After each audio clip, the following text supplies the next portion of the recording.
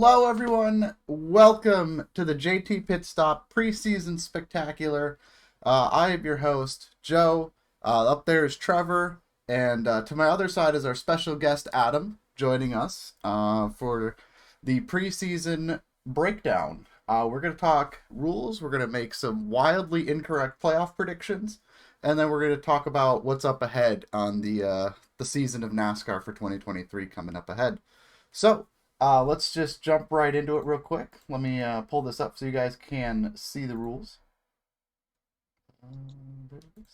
Okay. So, what do we got? We got, so the first rule we have is removal of stage cautions at road courses. Adam, Trevor, what are your guys' thoughts on removing the cautions for stages at road courses? I think it's a good idea, to be honest, Yes. because drivers, they work all day to be up front all the time, and not being a biased Chase Elliott fan, but in a lot of races last year and in years past, he would be leading the stage or at least top three, top four, and then 2 laps, 3 laps before the stage break, he would come in and just forfeit any stage points. Some races he would get 1 or 2 by finishing 9th or 10th. But in my opinion, if you have earned your right to be in the top 3 or 4, you should have the opportunity to capitalize on it and earn those points and stage point if you win the stage. So Yeah. that, and along with, I think it will also open up the strategy big time, because you don't have those planned cautions to where everyone's gonna pit Mm-hmm. couple laps before it. So I have a feeling that this is just gonna open up the strategy, open up tire strategy. I think it's actually really good for the sport. Oh, for sure. Trevor, what are your thoughts on no cautions Uh, at stage breaks? it's one of those things, you like it, but you hate it, right? I Yeah, mean, cautions are always a good time. Go to the bathroom, grab another drink, do, of course. certain things. But as Adam said, it opens up a whole new race, Yeah. right? And they still get their points. They still get everything that they want. So it's really no different from any other race as far as points go.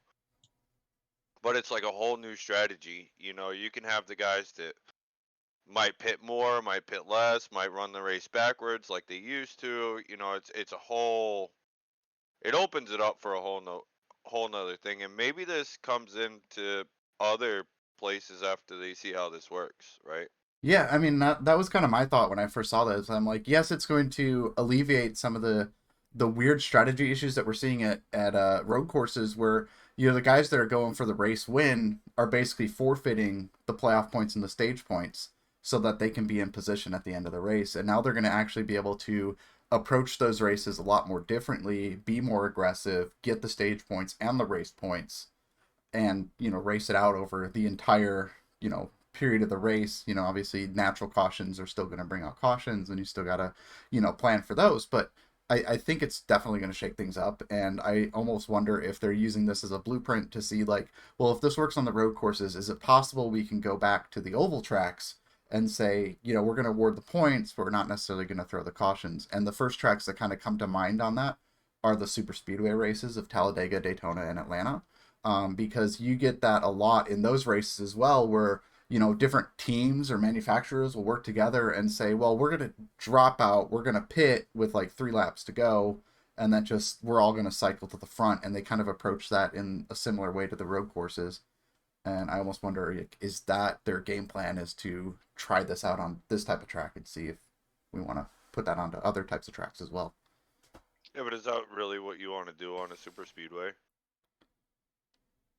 I personally think it would be okay, because super speedways, you may actually get a caution with a stage break as well, because they will be aggressive. Oh yeah, going for sure. the stage win. Yeah. So it may not change much anyway of anything, but I think super speedways is probably the cutoff of where I think they should not throw the caution, because stages were a good break for people to get up, go to the Yes. bathroom, or get another drink. So I think if they were to extend it, just do it to the super speedways, and then that's it. Yeah. What about like a Pocono?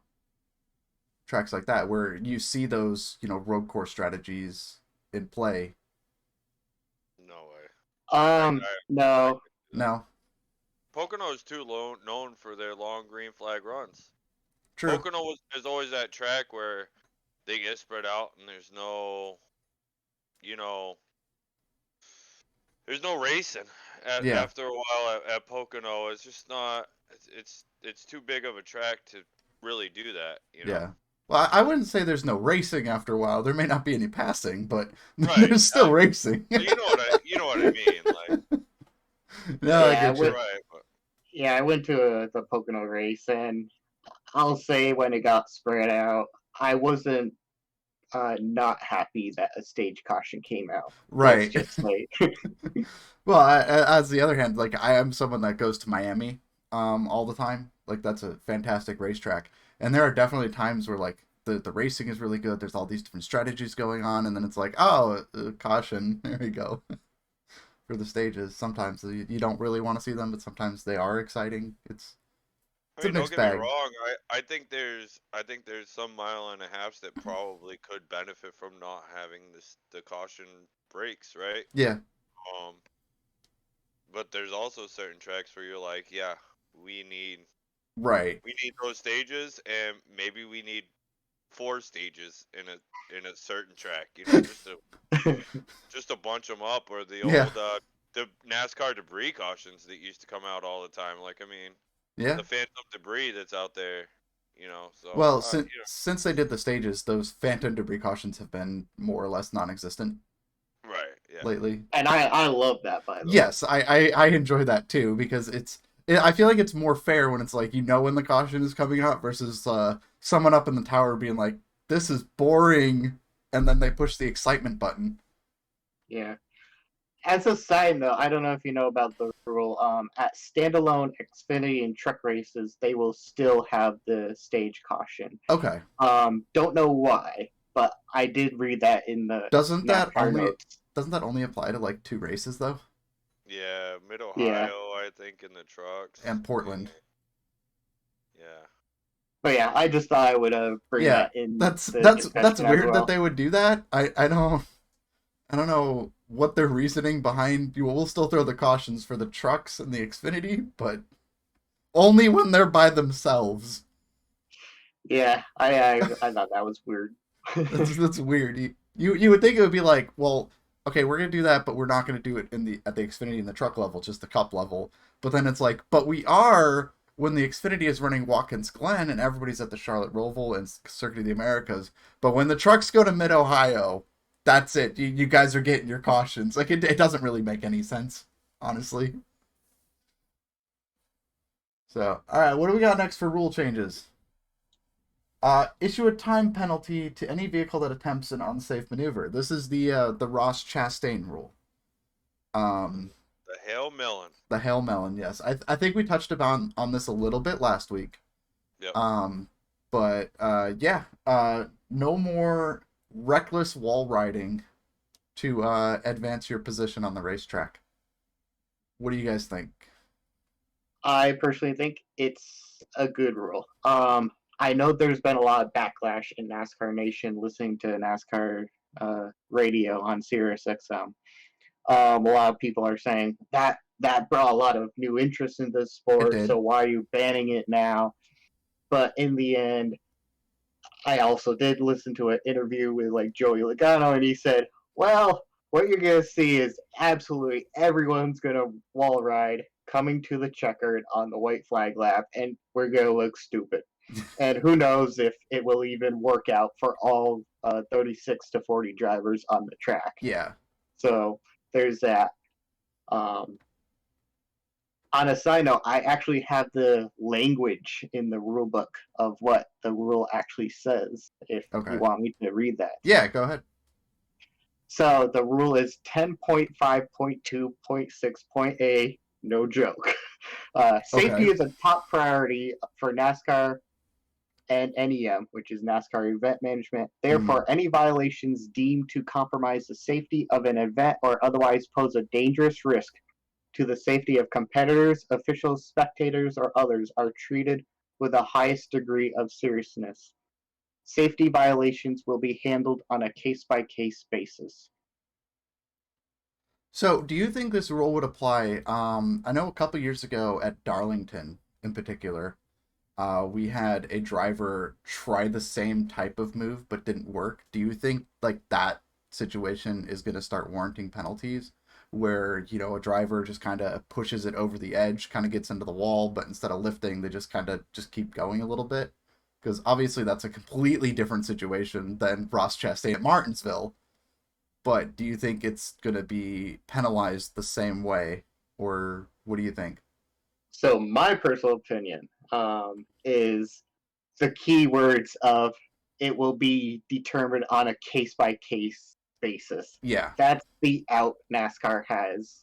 yeah, And they a lot of people say the one thing that they're consistent at is being inconsistent. So right. I don't know how they're gonna rule a Darlington wall ride, but that will be very interesting to see, in my opinion. Yeah. I think it should be the same as they're gonna do if someone does it at Martinsville or anywhere. I mean, if they go back through all the data and they see that someone just hail mailing it, you know, it, Hmm. I think that it should be they should be penalized. I Yeah. mean, if that's the one thing that NASCAR does have to get is their consistency down better. But like Adam said, the one thing they're consistent at is being inconsistent. So Oh yeah. you know, One thing I did want to say is thinking about the IndyCar Indianapolis road course Yeah, event I was where actually Ross like thinking that the same Chastain thing. on the restart just goes full speed into the runoff and then joins basically behind the leader. Yeah. I feel like that will be encompassed within this rule as well. Yeah. I thought So that was stupid when he got penalized for it. I mean, if the runoff area is faster, and I mean, in that situation when you're as far back as he was, you know that you're gonna go into a roadblock. Yeah. So I mean, why not take the easy way out? Yeah. To me, I thought it was a genius move. Oh, it was brilliant. I mean, but they penalized him for that, and that's when I thought they were actually going to penalize him for Martinsville after they penalized him for the Indy Road Course thing, but Yeah. they let him go to the Final Four, so we'll see what happens, I guess. Yeah. What do we got next? What's the next rule change for 2023? Revise the penalty structure for detached wheels, shifting away from the four-race crew chief suspension. So, if I remember this right, so they basically made it so instead of like a four-race suspension, it's like two races. Adam, why don't you explain the rule for me? okay, so there's a lot of various things. What could be the penalty depending on if it's under green, under yellow, or if the wheel comes off on pit road or on the track. Yeah. It's confusing enough that I may not have this completely right, but what I think is if it happens under yellow and the tire comes off in pit road, you get an EOL. Yeah. I think the extreme is you if it's under green flag conditions and you lose a tire on the track and it brings out yellow basically because it will Yeah. bring out yellow. I believe it's a one lap penalty, Okay. and two members will get suspended for two races, Yeah. but not the crew chief. I definitely think that's like a fair change because like with a NASCAR shifting to the one lug nut, like obviously like it made more sense when they were using the five lug nuts because you could still put three on the wheel and it would hold in most cases. But with it just being the single lug nut, and we saw several times last year where the nuts would get cross threaded and jammed up, and just and NBC had like this awesome like computer graphic image. It's like, oh, here's the locking pin, and sometimes it doesn't go all the way, and that causes these wheel issues. That's not really something that's on the crew chief. So the fact that they're like two crew members, probably the two tire changers that made the mistake, those guys sitting out, that's fine. I think 4 races was a little extreme, especially with how many loose wheel issues we had last year. And I don't think those are going to slow down. I think you're still going to have roughly the same amount of, tire issues throughout the year. So I did look it up a little bit more. So if you lose a tire on pit road during green flag conditions, it's a pass through. Okay. If you lose it on pit road under caution, it's an EOL. But if you lose it outside of pit road, whether it's yellow or green flag conditions, it's a 2-lap penalty and Okay. a 2-race suspension for 2 crew members. Gotcha. So they're kind of handling that more within the race versus outside of it with the penalties and all that. So I think that's a good change. Trevor, what are your thoughts on the loose wheel rule change? I think it's better to suspend the people that have a more influence in what happens with the lug nut itself. Yeah. But I also am not opposed to, let's say you get a team out there and they've suspended that crew member 3 or 4 times. I don't see a problem with NASCAR going, okay, we've tried to save the crew chief from being suspended. Like, now it's, you're not going to be here for the next couple races or Yeah. something. I mean, I go down the line as it is, or give them fines or whatever. I get that. It's nice that there's more of a penalty if it happens outside of pit road than if it happens on pit road. I mean, that's really nice. Now, what happens? What does it consist of? And the question is like, if they roll outside and they notice that the tire's coming off and stop them, does that consist of coming off of the car? Or if they catch it at that at like a pit stop window or something, and they back up and get the car, the tire back on the car, is there going to be a penalty there? Is something going to happen with that? Or is it, oh well, you get your EOL, or you get whatever as soon as you roll outside of that pit box? Because we've seen that at a couple times last year, Yeah. where they would literally be rolling out and, hey, stop, and then they would back up, and as they were backing up, the tire would come off. Yeah. Does that consist of a tire coming off, or is it going to be like it was last year? They caught it. I guess I'd like to know some more answers to those questions, but it's better than suspending a crew chief for 4 Yeah. races that really doesn't have any control over what the pit crew does and the locking pin activating, or any of that stuff. For sure. Bring back 5 lugs is my solution to that. Yeah, we'll have to see how this plays out. And we're really not going to know until they start actually calling these things to see, like, what the situation was. What's next for rules? What do we got? Oh, I like this Expanded list of tracks where wet weather equipment could be used in 2023, adding several tracks of 1 mile or less to the mix of road courses. You know what this means? Rain on the ovals. We're going racing. Obviously, Right. it's not like, oh, it's raining. It's like, it's stopped raining. The track is, there's not standing water. We'll go out there for a little bit, get some racing in, dry the track. Effectively racing in wet weather conditions, not rain, but wet weather conditions. I am excited, and this will be the first time in like forever that when we roll into Martinsville, I'm like, please rain. Dude, I want them to do it with standing water. Are you kidding me? I want full blown F1 style rain racing. Yeah. I mean, that would be epic in my opinion. I would love to see it. Although watching that race a couple years ago at Coda was kind of like holy crap, but I'm still down. I'm still for it. Yeah, I mean, hey, it's raining. Come in and get your tires, man. Let's go. Let's not stop the race. Let's keep going. yeah. What do you think, Adam? I love how Trevor is this chaos person where he Oh loves to yeah, of see course. the interesting uh things fold out. But I'm gonna I'm gonna think back to New Hampshire Motor Speedway, that race where Eric Almirola won the race because they had to shorten it due to darkness. Yes. Loudon, my home track. I didn't get to go to that race for various reasons, but I didn't like the idea of having to shorten the race, so we don't have lights.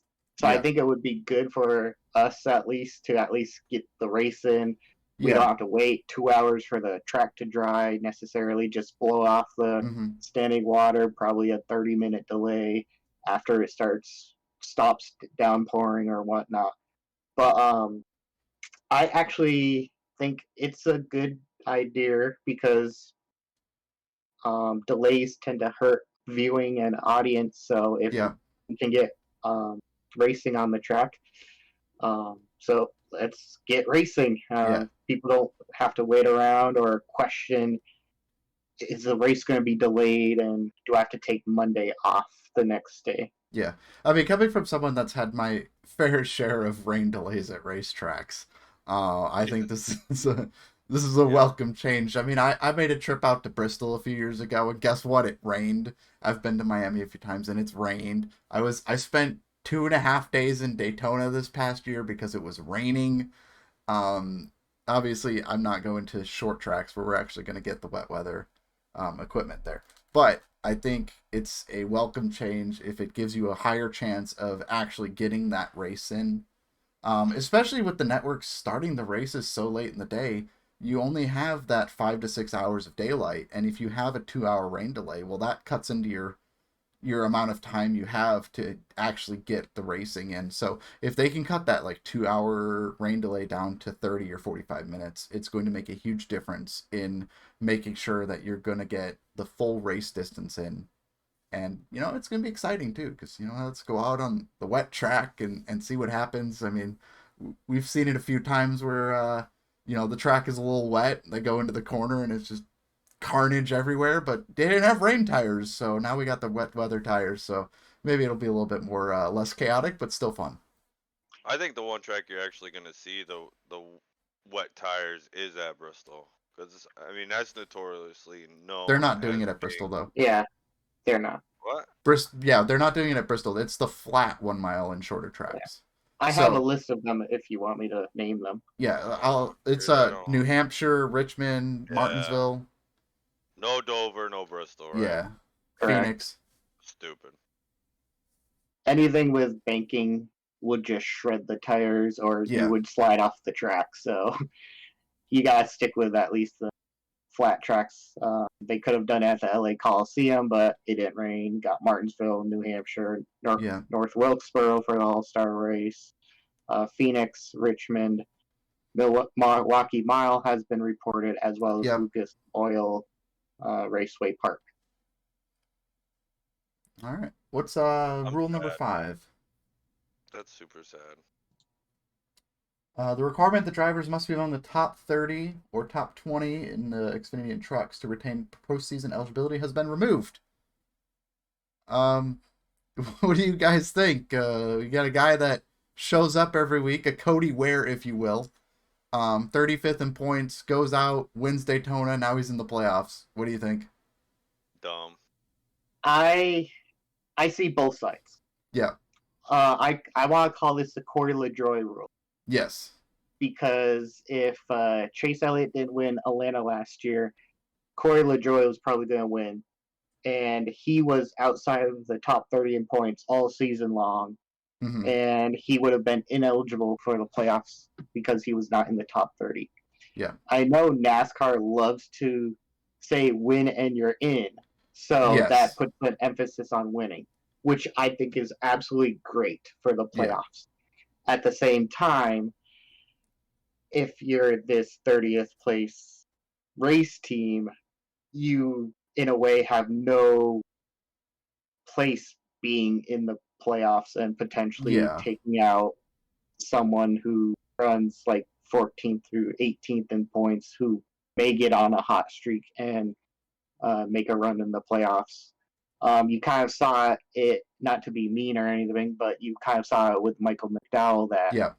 year he won the 500, where he was in and he didn't get out of the first round, and basically he took up a playoff spot from potentially someone else. Mm-hmm. But Yeah, but he made it into the top 30. I mean, he deserved to be there. right, he Maybe I think maybe it should be like the top 20. I mean, I think it should be less eligibility instead of opening it up to anybody who wins and you're in. Okay, yeah, Corey LaJoy, you won. Now you're in the playoffs. That's great and everything, but when you're knocked out of the playoffs, you're still gonna finish 33rd place or whatever it is that you would be in. You're not gonna move No. up and finish in the top 16, Nope. If you right? if you make the playoffs, the worst you can finish is 16th in points. Oh, okay. Well, I mean that's cool, but Which I honestly, it would be huge for one of those backmarker teams because the payouts for the end of the season are based on where your point standing finish, as long as you're a chartered driver. So if let's use Corey LaJoy because we were just talking about that. If that Spire Motorsports team for Corey LaJoy actually made the playoffs, they would have had a 16th place finish in points, maybe even 15th, because Alex Bellman had to sit out a few races. But they come in, they get that 16th place bonus, they get all that extra funding that can go into the team to help make it even better next year. So I think this is great for teams like that are actually trying. I don't think it's great for some of the teams that are just out there riding around for the paycheck. We all know who those teams are, and we see you, but I think I think it works. I think definitely think it works, especially with the whole like winning you're in, and now it's like, oh, you won the race. Now we got to think of like, what if? Do we got to get the points on? Who's actually in the playoffs? Who's not in the playoffs? I think it's a good rule. As long as you're a chartered team, you just win your race and you're in. I agree. Also, the amount of TV time you and your sponsors Oh, will for get if sure. you get Yeah. that. Make it simple, so you don't have all those scenarios that you just said, Yeah. and all that extra money from TV Yeah. and the actual payouts. I feel like this is a good rule Yeah, because I mean, overall. you could take Corey LaJoy's team, and it's like now won a race, you've made the playoffs, so now you can go for searching for sponsorship for those first three races of the playoffs, because even the team knows we're not going to go past the first round, most likely, and you can go to sponsors and say, hey, we've got these three races where you're going to get more TV time on our car than you would at any other race in the year, and that's premium sponsorship that you're going to be able to sell at that point. So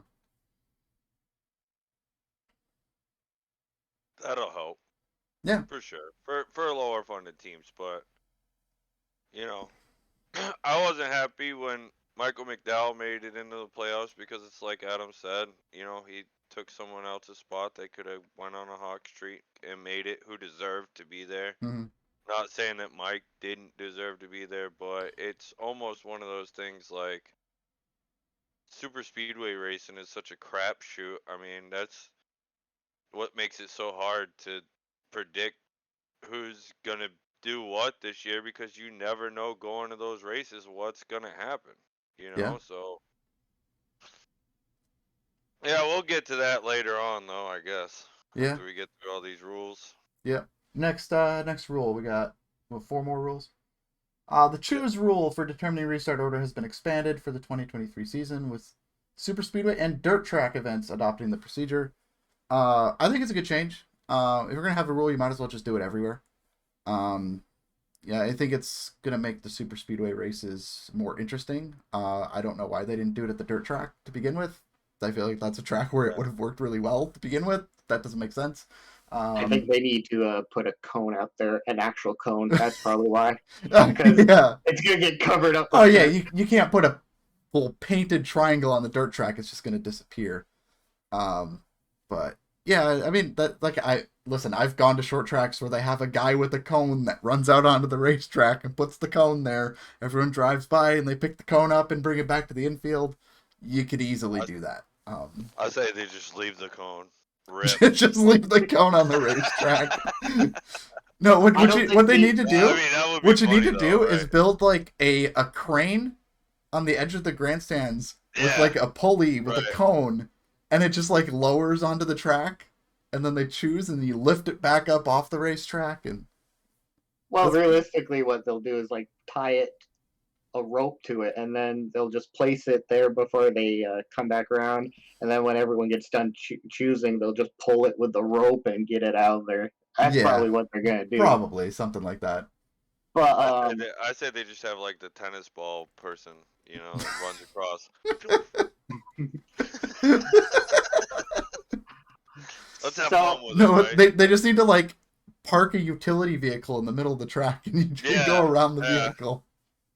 The choose side by side. Yeah, the choose lawnmower. Yeah, there you go. a couple things I wanted to say about this rule is one, the only type of course that does not include a choose cone right now would be road courses. So Yeah, that's the only thing that they haven't done with this. But I know a lot of pushback on this rule was for super speedway racing, where a lot of people were saying, well, that should make the racing worse because then teams or manufacturers can line up with each other.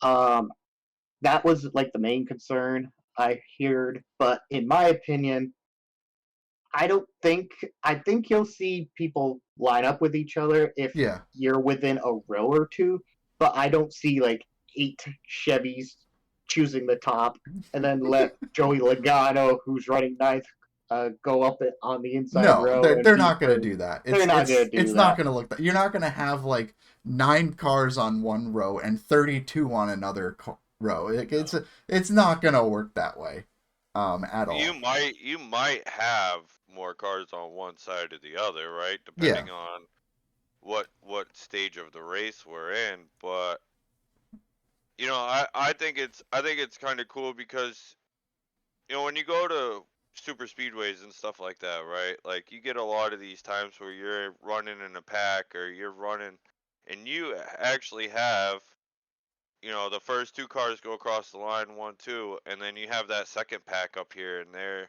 a couple cars back, and then now after the caution and everything else, they're all scattered up, and they're, one's over here, one's here, and this guy over here is trying to get down here with this guy, and that guy's trying to get up, and I think that's where it's really going to help out. Is you're not going to have all of that.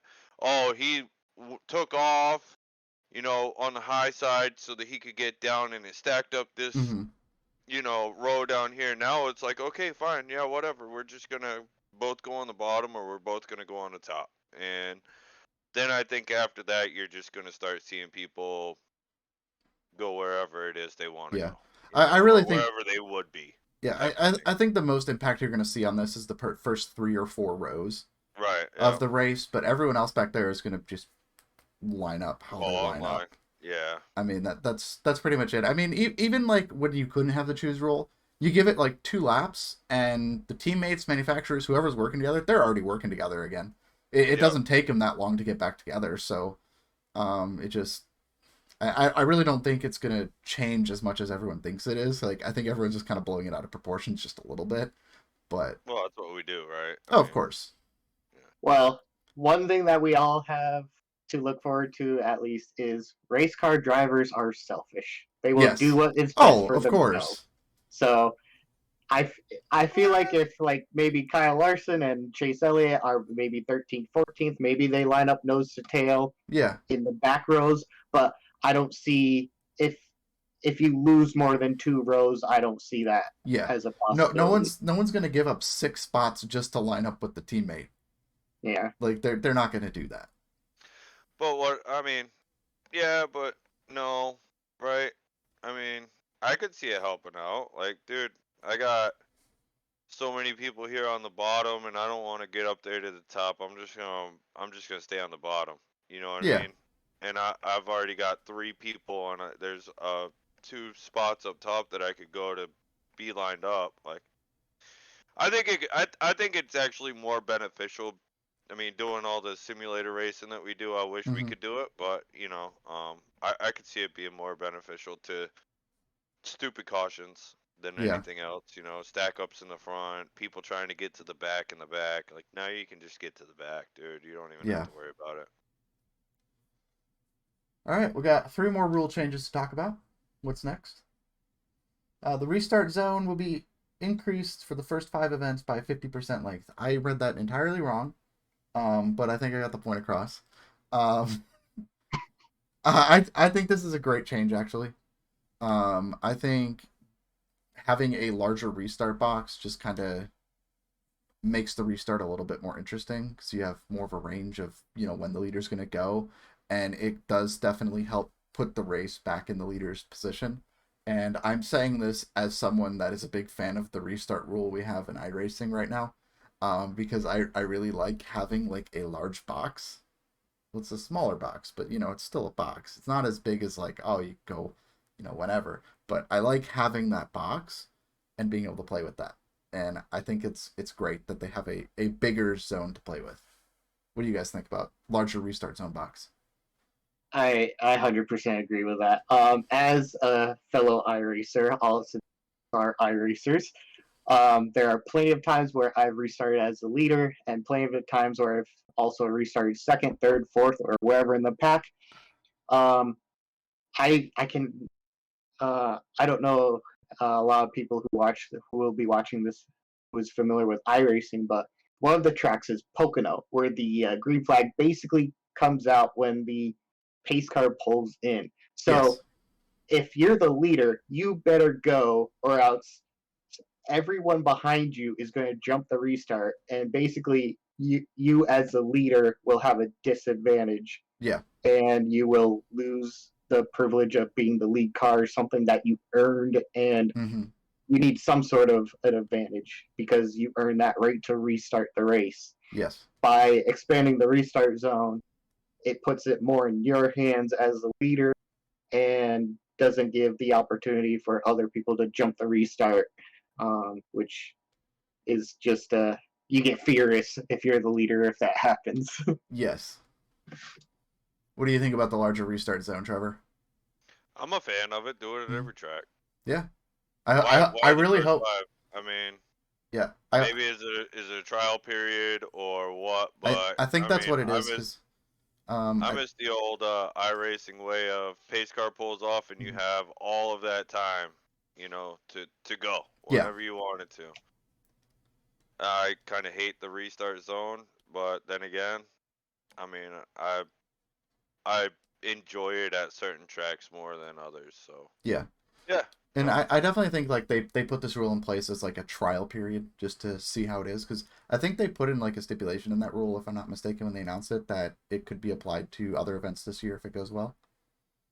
So we'll have to see how it goes. I hope it's a success because I would like to see that everywhere. What do we got next? Adjusted the damaged vehicle policy, establishing a 7-minute repair clock for work performed on pit road. Um, I'm kind of indifferent on this rule myself. I think the reason they pick 7 minutes is because they timed the teams and it took them 6.5 minutes to repair a tow link. So that That's exactly what they did. so I mean it is what it is. I've been indifferent on the damaged vehicle policy anyway because there's been definitely been times where cars have been disqualified when I don't think they necessarily should have been disqualified just because the timer ran out. But Chase then Elliott at Charlotte. yeah, that. And but I don't know. It's better than 10 minutes because like if you're spending 7.5 minutes on pit road anyway, um, you're basically going at least 2 laps down, even if it's under caution anyway. Um, so if you're going any longer than that, then that's just your end of the day at that point. So My I opinion. miss the Go old ahead. Richard Petty race car in his last race. The old yeah, beat up cars with no fenders on them and everything else yeah, that just came out to try to finish the race at the end of the race. I was never a fan of the penalty, the timer, Yeah. whatever it is, dude. I mean, I get it. Don't replace your engine, don't replace your transmission, but in axle brakes, you're not changing that in 7 minutes. But it's not something that's gonna go out there and kill your race. There's other parts that you can replace and things you can do. The minimum speed limit, I the minimum speed lap, okay, keep that. But dude, if a team needs to go in and do 20-minute repair in the garage because their car got crashed, so they can come out, especially Corey LaJoy's and those guys that are out there fighting for every position that they can get, and maybe they can go back and put certain things on their car to where they can come back out, meet minimum speed, and a big crash happens. Well, they can pick up those spots if there's enough time left in the race. So Mm-hmm. to me, I like having more time, but I don't like having a time limit. I like having a speed limit. Yeah, I get that. What do you think, Adam? This is going to be an interesting time where I will agree with Trevor. I've Yeah. never been a fan of the DVP clock. I know the rule came into play because NASCAR kept saying, "Oh, you had a bunch of cars out there that were like getting debris flown off and causing debris cautions, and it was a safety issue." I don't know about you, but when I heard that, I'm like, wait, that's kind of the opposite of what I would think would happen. Because Yeah. if you are allowed to go back in the garage and cut off everything, and those old Oh, Bristol yeah. cars that would come out with just a radiator on the front and nothing else on the Oh, front, yeah. Those are like great. those cars were safe to drive. Like Yeah. the crews took the time and effort to put them back together right. I just feel Mm-hmm. like the DVP clock rushes crews, and you may like send out a driver uh, so that your clock doesn't expire, like half Yeah. but repaired, and like that's a safety issue, or Yeah. something may fly off. You can think of like Chase Elliott at the Roval, where they set him off and something flew off and caused a caution, The bumper and cover. then yeah, the Yeah, bumper yeah, cover. the rear bumper.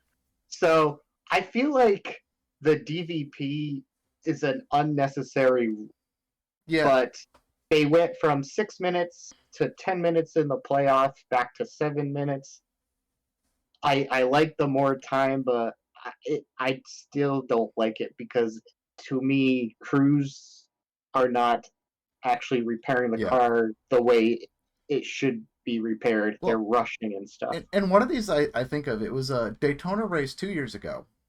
Kyle Larson was in an early crash, and they came in and they fixed the car under DVP and made minimum speed. And I think he went out there and brought out like 2 more cautions because just shit kept falling off the car. And it was just like, I feel like the DVP brought out more of those debris cautions from parts falling off the car versus trying to limit those.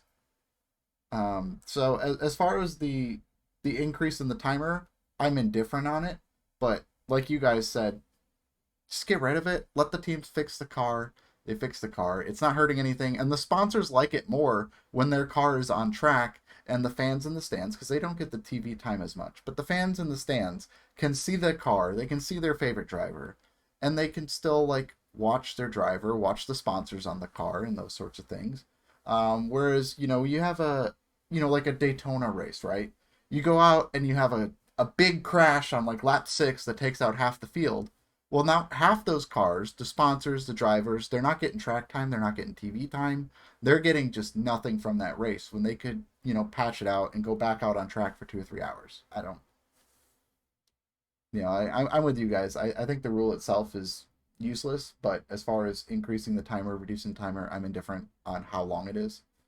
I don't see the point in it. Yeah, it's a stupid rule. Yeah. Keep the minimum speed, okay? Yeah. Because we don't need people out there. I would actually be a little bit more strict with the minimum speed rule. Well, I mean, Okay, But if you're a that's little another bit more discussion. strict, right? Yeah, yeah. That's another discussion. But I definitely think they should kind of close up the minimum speed rule, just a smidge. But all right, we got one more rule to discuss, then we'll go into the chaos. It's all Updated. chaos, Joe. Yeah, I know. Updated event procedure rules regarding vehicle interference with crews during pit stops. I don't even know what this means. Adam, explain Yeah, I it. don't. Okay, so apparently this one is old. You only understand this if you happen to listen to the podcast Door Bumper Clear, Okay. because I could not find anything about this until I listened to them talk about it. Apparently, I don't know if it's true, but they're going to put like certain markers in the pit stop where if something crosses a line, it will deemed as a black and white interference, um, or you can't cross a like an orange line That's in someone stupid. else's box if you're pitting with someone else. It is really a weird rule that I think will get relaxed as the too many men over the wall rule, where someone fell and put their hand on the pit stall. I Hmm. feel like it's going to end up like that. Um, I think this is NASCAR's way of trying to be more black and white, but I think they're most likely just officiating in something that doesn't need to be officiated stricter. Yeah, this sounds dumb. Um, I think the only thing that I could understand is like some of those tracks where we have like the really short pit stops, and sometimes who was it? I think it was Noah Gregson who like backed up into someone else his car on pit road last year or something in the Xfinity series, or was it? I can't remember I exactly don't who know. it was now. But I think That maybe that's why they're putting a rule up for it, or like some of those times where people just shove the tire over from the other side, and you got a guy standing in someone else's pit box from that team that catches it, so that car's actually leaving their pit box and going into another one or something. Maybe that's what Yeah, I don't know. This is just kind of a weird ass rule it's anyway. So a dumb rule. You don't need to officiate something that doesn't need to be officiated. oh Um, yeah, NASCAR does. yeah, apparently. Uh, yeah. do we have anything else to add on that rule? Because I think we all agree it's a stupid rule. Stupid rule. It's a stupid I'm Thumbs rule. interested down. in what it's going to be like in real life. I'm interested to see what it actually is, to be honest. Yeah. All right. Well, let's move on to the fun part of the show. We're gonna go talk about NASCAR playoff predictions. So all three of us have put together a list across all three series, and we're gonna start with the NASCAR Cup Series of which 16 drivers we think are going to be in the playoffs.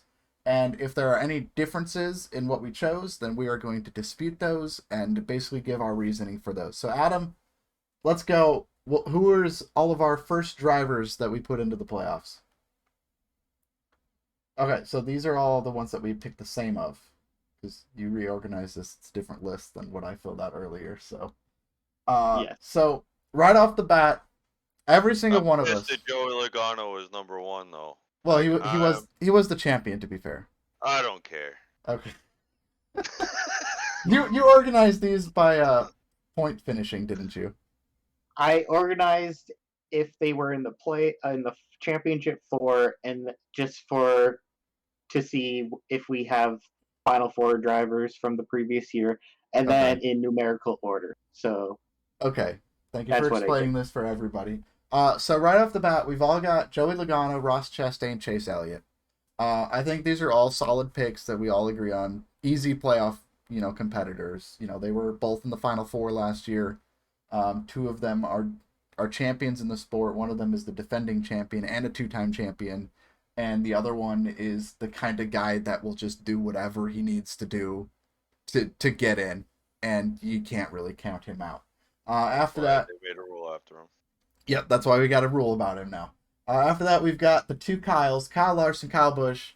Again, strong competitors. I mean, Kyle Larson, a wheelman, past champion, Kyle Busch, 2-time champion, brand new team. The team he went to won, was it 3 or 4 races last year? I think it was 3. Yep. Um, 3 races last year. That's going to be a very strong team with a very talented driver. And then we got Denny Hamlin, Ryan Blaney. They're both guys that are very consistent. That they are very good at doing what needs to be done to make those playoffs every year.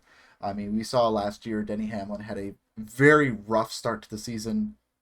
Got some wins. He's in. What's up, Trevor? Ryan Blaney, does he win a race or does he make it on points again this year? He wins a race this year. I think he wins the race. I think he makes it on points. Yeah. And then I mean, I put him there because I think he's consistent enough, right? Mhm. But I mean, I don't know if he actually. I mean, he could win a race. Don't get me wrong. He has strong finishes, but I hope he wins a race. Yeah, I think Blaney wins a race this year. So we got AJ Allmendinger, new to the Cup Series this year. Well, not new. He ran a couple seasons in the past, but returning to the Cup Series this year full time with colleague racing. I mean, it's pretty obvious that all three of us agree he is definitely a playoff contender because even when he was running part time, he's out there racing for wins, running up front. Ran really well in the Xfinity Series on not just the road courses but the ovals as well. I think that's a very solid pick for AJ Allmendinger to be in the playoffs. Then we've got Martin Truex Jr., who we just talked about, won the Clash.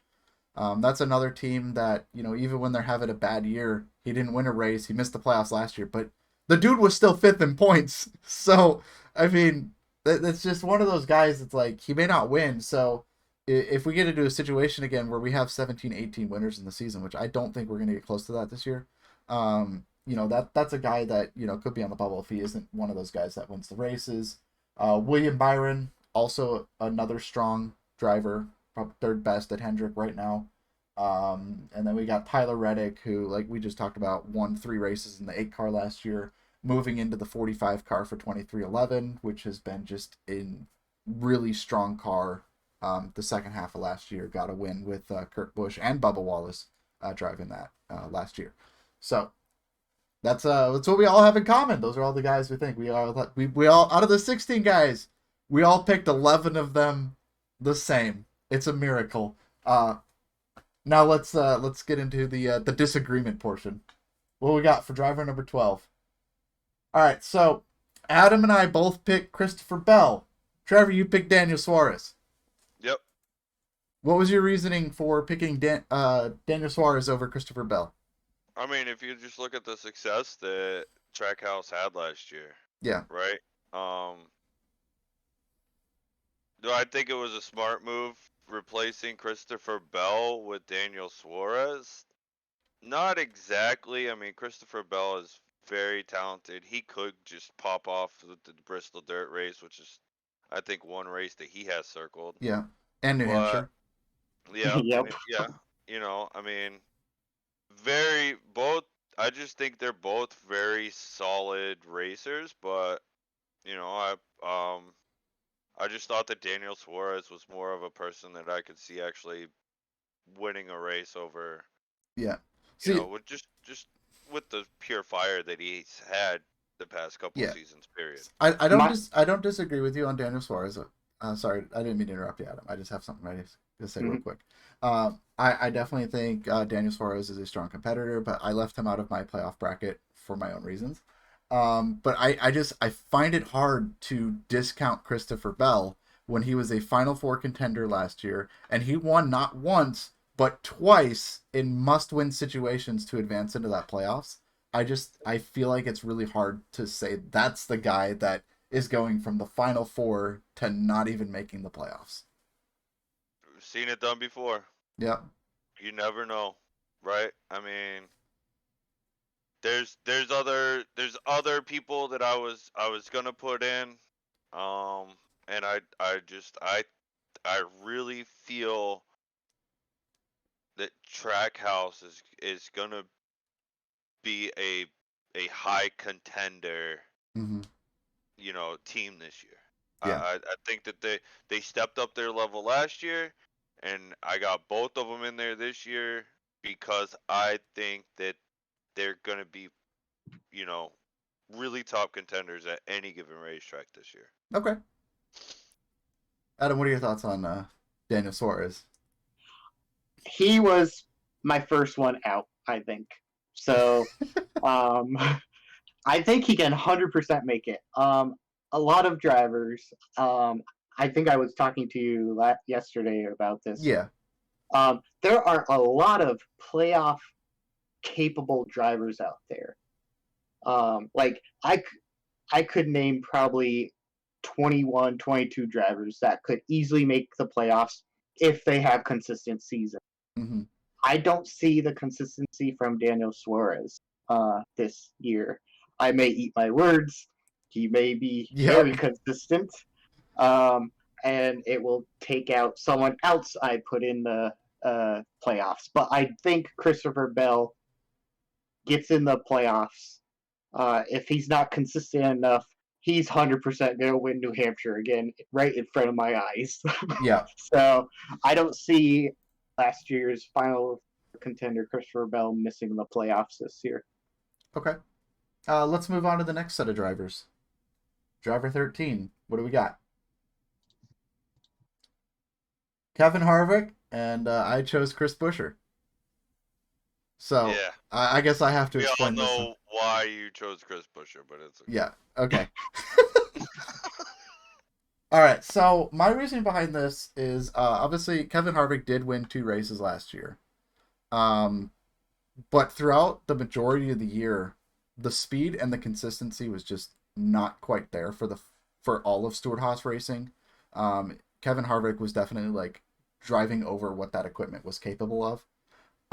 And I just, I didn't really see that same performance in the playoffs that he had when he won, Michigan and Richmond back to back. I was hoping that, getting those wins would kind of get the momentum going, but it just kind of seemed like he was just running as he was this year. And I think if, going into this year with more experience, we've got new drivers coming in, teams that were very close, I think are getting closer.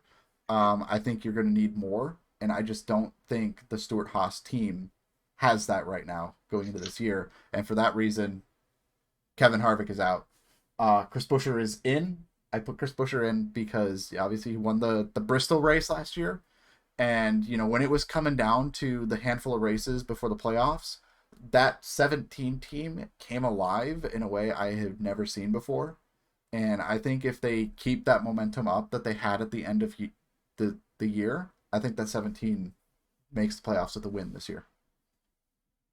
I don't see you being wrong at all. You know what? Adam said it earlier, dude. There's 20, 21, 22 drivers that, I mean, almost any given weekend you could say can go out there and win a Yeah. race with this new car. Okay, like I mean, there was a lot of them. I mean, really from this point on, the top 11 we all agreed on. Yeah. We all said, yeah, no matter what, that at least the top 10 is for sure. Tyler Reddick, I almost took out, but I also couldn't take him out. I just had a very strong feeling about him. Yeah. From here on out, it was just kind of like luck of the draw. You know Yeah. what I mean? It was almost like shaking dice and picking a number. Oh, for sure. At this point in time, So, yeah. Like that's like when I was putting my list together, I'm like, okay, these guys for sure. Everything Right. else, yeah, maybe. I mean, like you said, there are 23, 24 drivers out there that are more than capable of winning a race, depending on the track and the conditions that day. And because of the rules, obviously now we have, as long as you're running, you don't have to be in the top 30. You can just go out and win the race, and you're in the playoffs. And you got all these guys that have won races before, are more than capable of winning races again. It's tough to pick. But the reason I picked Kevin Harvick is because it's his last year. And granted, most of the time you see people go into their last year, they don't do anything. But I think that this is a relief from Kevin. I think that this is going to be one of those years that he's going to get on fire. I think he finished off the year a lot stronger than he started the year last year. So I really feel that, this is what he needs. And surprise to the viewers later. Yeah. Adam, what are your thoughts on Kevin Harvick and Chris Buescher. Like I said, Chris Buescher 100% could win a race and get in. Yep. I agree with you, but I don't have him in my playoff grid because I have Harvick. Yeah. I think Harvick being in his retirement year, he will make the playoffs. It's very rare where a top tier caliber driver, as much as I don't really care for him, will miss the playoffs. I think he will make the playoffs, and I'm just going to talk about Stewart-Haas racing real quickly. I feel like there's a whole lot more stability in that group and improvement. You got Eric Almirola, who signed, I believe, a 2-year contract after almost retiring. Yeah. So he's an asset to the team. Chase Briscoe, he's a young talent that can wheel a race car. He will continue to make Stewart-Haas Racing a really good team. But a wild card that I think will make the team a whole lot better with the Cole Custer gone is Ryan Preece in the sure. 41 car. I feel like that entire team is going to get lifted overall, and Harvick being the best driver on the team, I don't see him missing the playoffs. Okay. I'm probably going to eat those words then about Harvick missing it. But that's what the fun is for, right? All right, what do we got next? What's our next disagreement? Alex Bowman and Eric Jones. So, once again, I was the one that left the guy out for somebody new. That being Alex Bowman. I'm probably going to be very wrong about this one. But I just didn't see anything that was from Alex Bowman last year that was confidently saying like, oh, that's a guy that can go out there and win a race. How many years in a row has he won a race now? Like 3 years? Yeah. Yeah. Ever since he joined HMS, right? Yeah. Full But time. What I'm going on is like he won a race very early in the year, and then he's just kind of all over the place. Like he either runs really really good or he is just on the record going home, and there's just no in between. It is so wildly inconsistent that I think Alex Bowman is definitely more than capable of pointing his way into the playoffs, but I think just with the nature of this car, he's gonna need to be a bit more consistent in running up front, and he's gonna have to win a race. And I because it was he won his race so early in the year, and he had all season, and I just didn't see that improvement from him. I just couldn't confidently sit there and say Alex Bowman is a guy that's gonna win a race. The flip side of that, Eric Jones, I think absolutely can, because I think Jimmy Johnson bringing that experience to Legacy Motor Club, and we already saw that 43 got up on the wheel and won the Southern 500, one of the hardest races in the sport to go out and win, and he did it for his second time with Legacy Motor Club, then Richard Petty Motorsports. I think he's absolutely gonna, start strong, and I think Eric Jones definitely has a legitimate shot at making the playoffs this year. I'm going to piggyback on you because I'm going to say Eric Jones last year, I think, earned the 13th or 14th most points in the regular season. Yeah. He's consistent. He will get the job done. The team he's on last year doesn't have the funding and didn't have the funding to do well, but I feel like Jimmy Johnson will help that overall team. Oh, for and sure. I lied earlier. I don't. Suarez was not my 17. Jones was my 17. Suarez was my 18. Just because, and I almost put Eric into the playoffs, but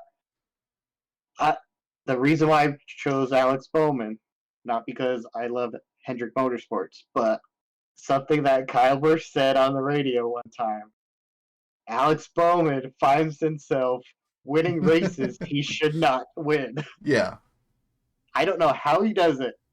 I think it was a couple of years ago where he had 4 race wins, and he was still like the underdog. Yeah. Because I don't know if it was a fluke that he got the 4 wins. I mean, it's not a fluke if you get 4 wins in the Cup Series in a season, Yeah. but it seemed like it. So I mean, one of those wins was because Kyle Larson blew a tire in the final corner at Pocono. yeah, Right. like Yeah. Bowman is the most interesting case study there But is that that's the he thing can is get the job done, he's a but wild card. yeah, he's so inconsistent. Like if he doesn't get a win, he doesn't make the playoffs. I feel like Yes. Jones would outpoint him, but Yeah. I feel like him being in HMS equipment, he finds himself a win somehow. Yeah. I'm a huge Hendrick fan and wasn't gonna leave the guy out. And Yeah. Alex Bowman ends up winning every single year, so that he's been with Hendrick anyway. I mean, we Yeah. know that he raced a long time with underfunded teams, but yeah, dude, I couldn't not pick the 48 car. Yeah. It's one of the most winningest numbers in NASCAR, so. All right. What do we got for driver 15? Chase Briscoe, Brad Keselowski. So, Trevor and I both agree Briscoe out, Brad Keselowski in. Adam, you think Brad Keselowski stays out, Chase Briscoe still gets in. Who wants to lead this discussion? I just think that he's gonna win a super speedway. Okay. I mean, he's one of the best super speedway guys.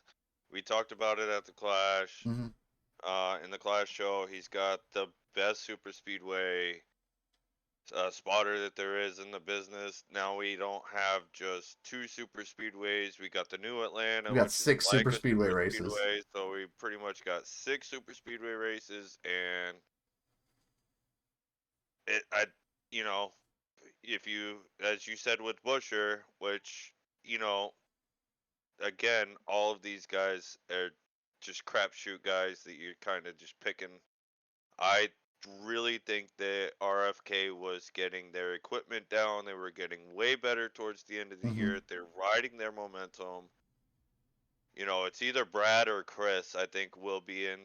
And I just think that with the help of TJ Majors, dude, it's almost like, I don't want to say a guarantee, but it's pretty much a guarantee that Brad K is going to win a race this year. Yeah. I want to bounce off of that because, as a Brad Keselowski fan, I pay attention to how he drives, how he approaches different seasons. And the one thing I've noticed with Brad Keselowski is when he has a bad year, he bounces back even stronger the next year. We saw that in 2013. He won the championship and then didn't make the playoffs the following year in 2013 and still went out, won a race that year. But then came back, and 2014 he had just a phenomenal year. He went out and just won all kinds of races. I mean, you even saw it. His first couple seasons with Penske, right? He goes out there, and his second year in Penske, he wins the championship. And I think I don't think that he goes to his second year at RFK and wins the championship. But I definitely think, especially coming off of the momentum you talked about at the end of last year, he got his first top 5 of the season at Homestead Miami Speedway, then followed that up with a top 5 finish at Martinsville that eventually got disqualified. There's a penalty there, but I think that performance of those RFK cars, and we didn't see that at the Clash, unfortunately, but I think that performance is getting there with those cars more consistently at all different types of racetracks. All of them had really strong runs at road courses this year. They had strong runs at the 1.5 miles at the end of the year. Brad Keselowski had the pole at Texas, top 5 at Homestead, and then the short track program was getting even better with both of them having a chance to win at Martinsville, with then Chris Buescher winning it.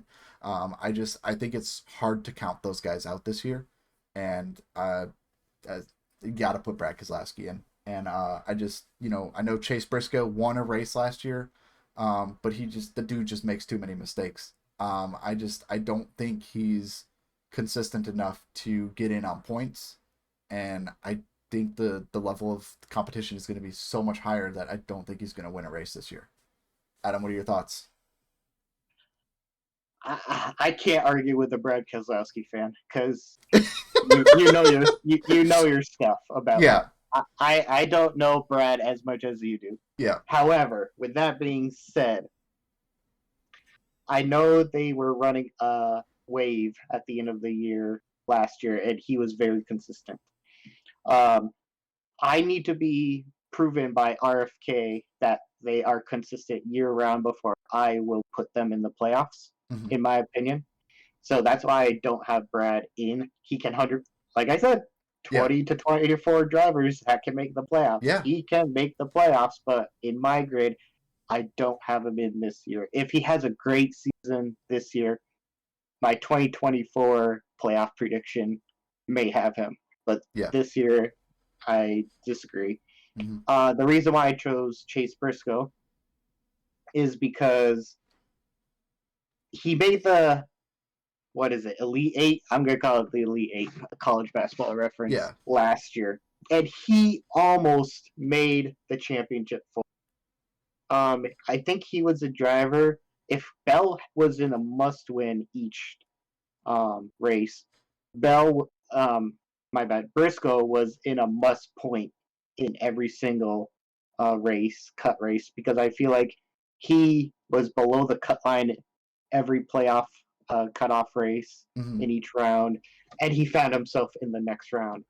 I feel like going through that pressure situation last year shows that he can do it. He can get the job done. He just has to do it throughout the entire season, and I feel like he can possibly win at the Indy Road Course or maybe even the Chicago Road Course.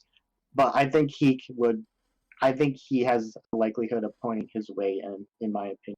Yeah, I definitely think you're right about the point situation, but I think it's going to have to come down to winning a race in the regular season, and I just don't see that out of Chase Briscoe right now. Fair point.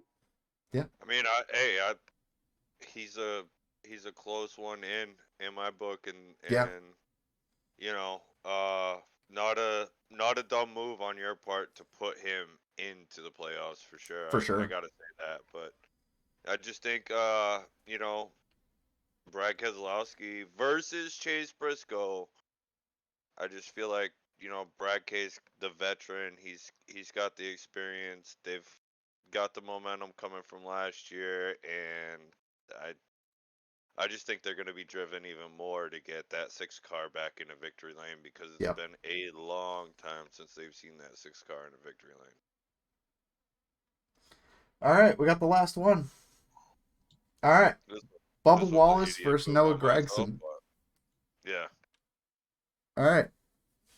So I wasn't putting Bubba in mine. I'm just gonna put it out there right now. I was not putting Bubba in mine.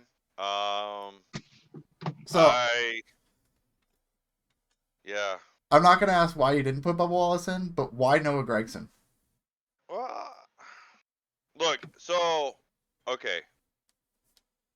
This is kind of like a weird situation, right? I mean, when I was sitting there filling it out, I actually had Noah Gragson and Ty Gibbs both in my playoffs at one point while I was sitting there filling this out. I really feel as though they're both capable of winning a race, okay? I think they both have very, very good talent. I almost feel like both of them might win this year, but with Noah Gragson coming from Junior Motorsports, I'm a huge fan of him, being the Xfinity defending champion and everything that he's going into, and having that coachability with Jimmy Johnson as an owner, and also being out there on the track with him at certain tracks that he is going to race with. I think that Noah has the talent to actually pull something out. I mean, he's a wall rider. We got Kansas, we got, you know, Las Vegas. We have tracks where that's going to come into play. He's not used to high downforce cars. He's used to the low downforce Xfinity cars. And the races that he ran last year, it wasn't that he was a backmarker in the races, and I feel like the equipment that he's stepping into is going to be even better. So, you know, when it came down time to it, I read it over after I had everybody, and I had I had Noah, I had Ty, both in there, and I was like, I can't really put Ty in mine, and so I left Noah in there. I started reading what you guys had, and I was like, oh shit, how come I didn't have Brad K in there? And then Brad K kind of took Ty's place. I feel like that was how that happened, and then I think with the experience that Noah has in high pressure situations and being a champion in another division, and also just really being able to pull wins out like he did last year in the Xfinity series, and Mhm. having that coaching, and having Richard Petty and Jimmy Johnson, two of the greatest of all times, being there to coach him on how to get through certain obstacles and help him drive the car is just gonna bring him up to that level that he needs to make the playoffs. I don't think he makes it out of the round of 16. He is not a top 12 driver in my opinion this year, but I feel like he makes the top 16. Yeah, I think in order for Gregson to actually get in, he's gonna have to find himself into a race win, which is definitely possible. Like I said, I think he's one of my also like 23 drivers that we talked about that could win a race. I think it's gonna be tough to do with a rookie. I think trying to set expectations that a rookie is gonna make the playoffs in the first season, while possible, is not like a reasonable expectation. And for me personally, I found it really hard to count Bubba Wallace out this year. I mean, but the 23 team and Bubba Wallace, they've won two races already, both later in the year. We got the Talladega win, and then they won Kansas, and the whole 23XI organization at the end of last year was just firing on nine cylinders. I mean, the 45 and the 23 were both running really well, especially considering Ty Gibbs was in the 23 at the time with Kurt Busch having to sideline for concussion symptoms. I think if Bubba Wallace can just start on the right foot, and I think he was doing that at the Clash already, and he's really good at the super speedways, and the teams are firing really good on the mile-and-a-half tracks. I think it's almost surefire that the 23 team makes the playoffs this year. I think they got the right things going for them.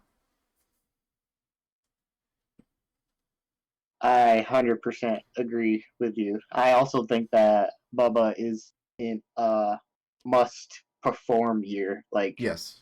this is the year he needs to do something, or maybe he could lose his job. Yeah. Um, in addition, he has Tyler Reddick as a teammate now, and the talent that Tyler Reddick has. So Yeah. I feel like that will lift the 23XI team greatly. And if Bubba doesn't get a win, he can definitely be consistent enough to point his way in if he gets off on the good foot, like what you said. Mm. As far as Noah goes, I feel like his rookie status is going to hurt him this year. He showed a lot of promise in the colored cars that he drove Mm-hmm. last year.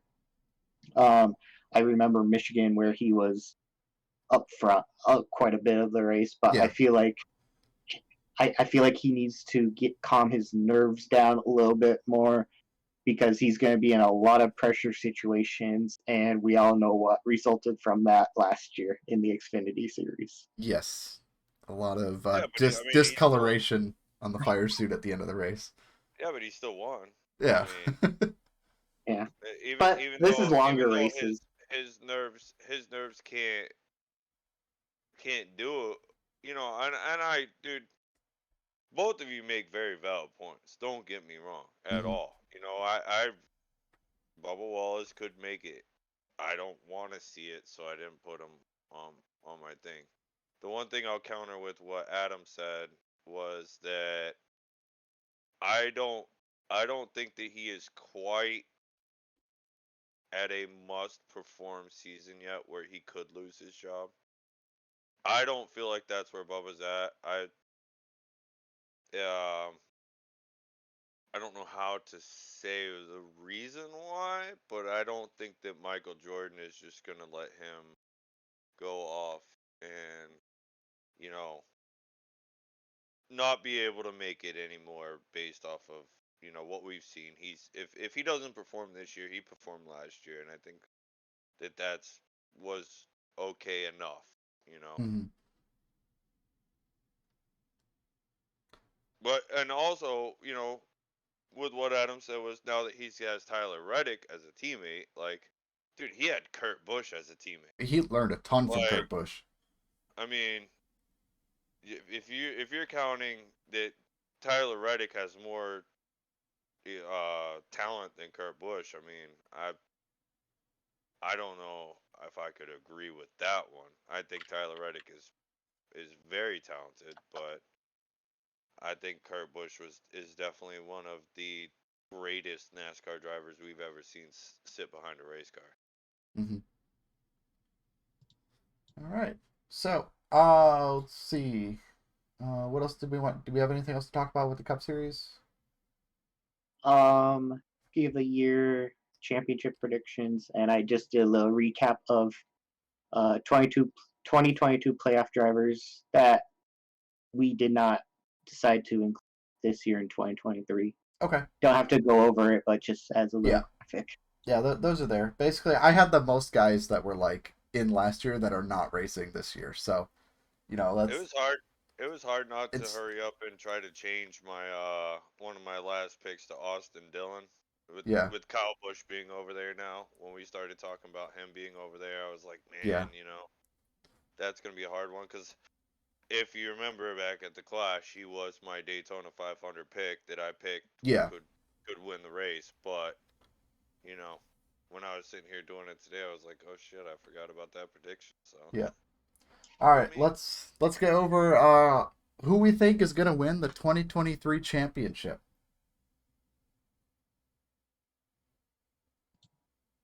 All right, so starting off, I picked Kyle Busch.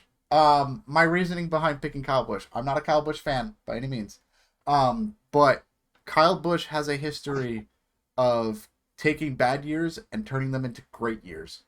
And I think, you know, moving from Joe Gibbs Racing, where I don't think he was getting the time of day that he wanted because I'm Kyle Busch, I should get what I want. And I don't think he was getting that for the past couple of years. I think moving over to Richard Childress Racing, I think Kyle Busch is going to get everything he wants, whatever he needs to make that team faster and perform. And it was already a team that went out and won 3 races and was one of the most consistent teams throughout the entire year, with just issues with parts and things like that were just causing issues for Tyler Reddick in the 8 car. And I think bringing Kyle Busch on board, you got a ton of talent coming in to an already relatively strong race team, and I think it's just going to elevate it to another level. And you know, I don't think you can count Kyle Busch out. He won the championship in 2015. He won the championship in 2019. We're another 4 years later into 2023. I think the trend shows. I think it's Kyle Busch this year for his 3rd championship. you stole my pick. Sorry. All right. All right. I'm gonna say you're wrong, Yakes. Oh, I'm wrong? Yeah, Okay. because the 2023 Cup Series champion is gonna be none other than Ryan Blaney. What? The reason why I picked Ryan Blaney is because hey, we're supposed to do an easy transition with this, so I felt like that was the good one. Ryan Blaney, he's made the final 8. How many years in a row? And how many years has he choked it away? Like this year or this past year, he shifted into 3rd gear or 1st gear instead of 3rd gear when he was going up through the gears and spun out at Homestead Miami Speedway. Yeah. That was funny. I will say, as a Chase Elliott fan, I was thrilled to see it because that basically put Chase ahead of Ryan. But I feel like this is a year he cleans up everything. I feel like, especially the championship race being at Phoenix, I feel like Phoenix is, if not one of his best tracks, I think it is his best track. If you look at the year Chase Elliott won the championship, Jimmy Johnson was the first non champ for a driver, but Ryan Blaney was in the top 10. The year after, when Kyle Larson won the championship, Ryan Blaney was the only driver to be a playoff forward driver that next year. So he is very good as of 2021. Last year, 2022, Ryan Blaney would have won that race, but he was being a good teammate so that Ross Chastain chased down Joey Logano. I feel like as long as the stars align, he makes the playoffs, it's consistent, makes a final 8 again. If he makes the championship he's going to win Phoenix this year. That's my prediction. I can't disagree with you. Yeah, I really can't either, but not someone I would pick to win the championship. Don't get me wrong, I think he's very talented, and you have very valid points that last year, yeah, if it wasn't for Ross Chastain making a drive at coming back to the leader, and Ryan being, if Ryan was in the final four last year, I think he would have been the championship, and it for wouldn't sure. have been Joey Logano. So, I mean, I thought it was just funny. Mine is Kevin Harvick. I feel like Phoenix is his best track. He was Mr. Phoenix for so many years. I think that this year, now that he's figured out the car, he's figured out what needs to happen to drive the car. Stuart Haas, I think, is going to give him everything that he needs to go out, and I feel like this could be one of those great drivers that could go out on top and win the championship in his retirement year. Yeah. See, I wish I could say I agree with you, but I didn't even have him in my playoffs to begin with. So I know, yeah. I think I mean, you didn't. I think it's hard for a driver on their final season to close out that strong. I think that's very hard to do. The closest we saw was Jeff Gordon, who managed to make the Final Four in his last year. But we just have not had, drivers in their final year making really strong runs in the championship. Not even Jimmy Johnson could do it. And as good as Kevin Harvick is. Look, you can't. It's like, all right, so the whole Jimmy Johnson thing, I don't even know why he came back to race NASCAR. Like, I get it, dude. I'm not talking about that. I'm talking about his final season missing the But playoffs. if you look at leading up to his final season, ever since that crash at Kansas, Jimmy Johnson was not the Jimmy Johnson that we knew. If he didn't have that concussion that nobody really knows about, I think he could have been one of those guys that has 8 championships under his belt. There was like a whole different thing. I don't see Kevin Harvick leaving because of a mental strain or anything else. He's leaving because he wants to go spend time with his family. And if you watch any of the interviews and everything else that has happened ever since after he announced his retirement, he is that really really happy Harvick that he has, because he knows that, like, this is my last year, and then I get to go watch my kids race, and you just see so much light in his eyes and so much fire in him, and I think he's just going to be so driven to go out there and perform.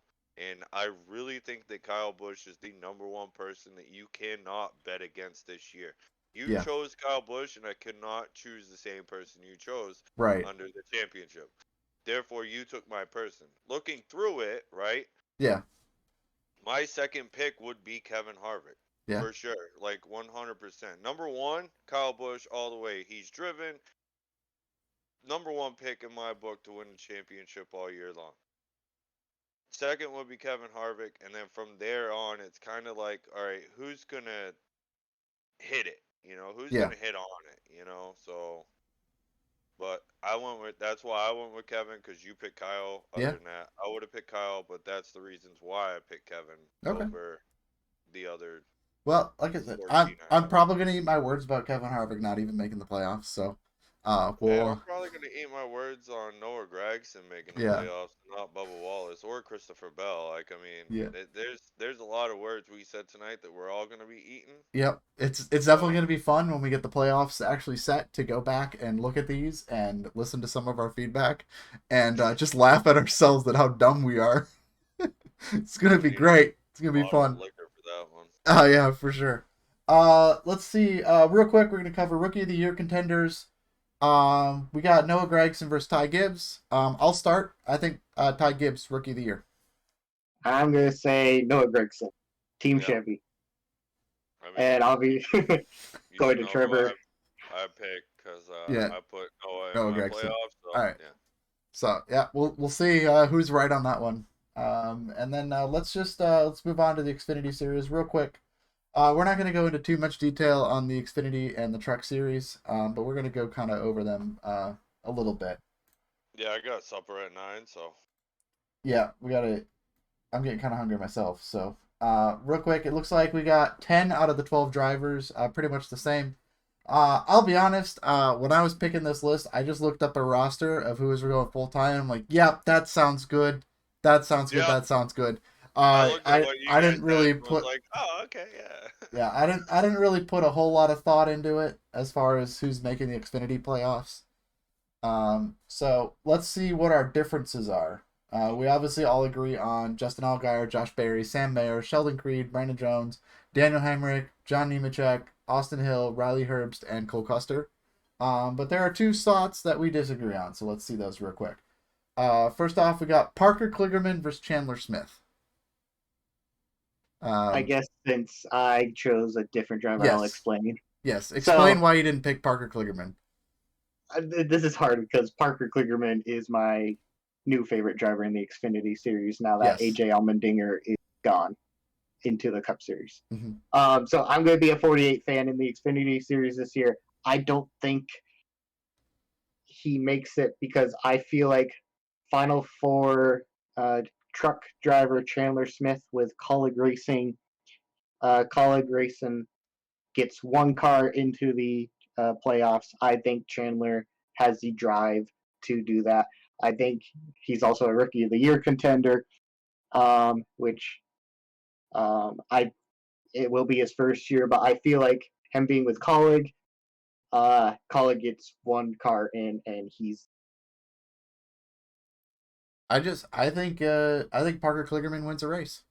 And that's what it's going to come down to. I can definitely see that. I think he's just gonna be one of those outstanding Xfinity drivers. He wasn't really that great in the Cup Series when he was up there, but he also didn't have good equipment either. Yeah. 48 car last year was pretty decent. I forget who was in it at the moment, but I think that It was a it was shared ride. yeah, It's a shared okay, ride. yeah. Okay. So, but you still saw it up there in the top 10 and everything else. I think now this year with having a full-blown one driver with, and I think Parker's got the talent to do it. I Yeah. just think that he could be a decent cup driver if he got in the right equipment, but he never did. So I think that he's going to be like a Justin Allgaier where he is just going to be a very great, talented, you know, almost like a Randy LaJoy or, you know, Ron Hornaday for the Truck Series. It's just, I think that's kind of the level of talent that he has to be great at a series. Yeah. And he wins the race this year. All right. We got one more disagreement. Let's talk about it. So Adam and I both picked Sammy Smith. Trevor, you picked Ryan Sieg. Yep. He was I believe he was in the top 8 or even the top 4 last year. Very talented race car driver. Surprised you guys didn't have him, but I think that he's gonna be a force to reckon with this year. I mean, I went with Sammy Smith because full time Joe Gibbs racing ride. I think it's hard to disagree with that. Obviously, like, what I saw out of Sammy Smith last year was not incredibly impressive. But I think, he's got a full season. I think coming back again, I think he's gonna, lessen up on some of the mistakes, and just he's gonna have some of the best equipment out there. And with 12 spots in the Xfinity Series, if you have the best equipment, I think you're in. yeah, you're almost like surefire, right? Yeah, just to make the playoffs.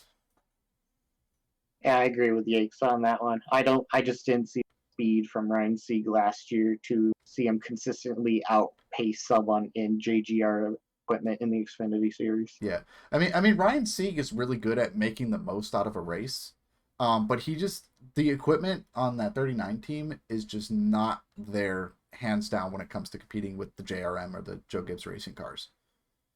So Yeah, I mean, I think he's a good bubble driver, but I don't think the consistency is there to say that's a surefire guy in the playoffs. I thought so. Yeah, Yeah, Daniel Hemrick for Colleague Racing, yeah. had him. I All right. I don't know if you realize that. Oh, yes. I meant two drivers, not one. My bad. Oh, Yeah, it's you had getting my late. head stumped earlier, dude. I was like, yeah, and I think that, fuck, who was it? Chandler Smith. Yeah, He's Chandler. gonna be the one to get Colleague in there, and I'm like, wait a second, hold on, Daniel no. Hemrick. Yeah, Preseason we 11 is Colleague, but we'll yeah go. we skipped over it really quickly, and we didn't talk about it much, but Yeah. yes.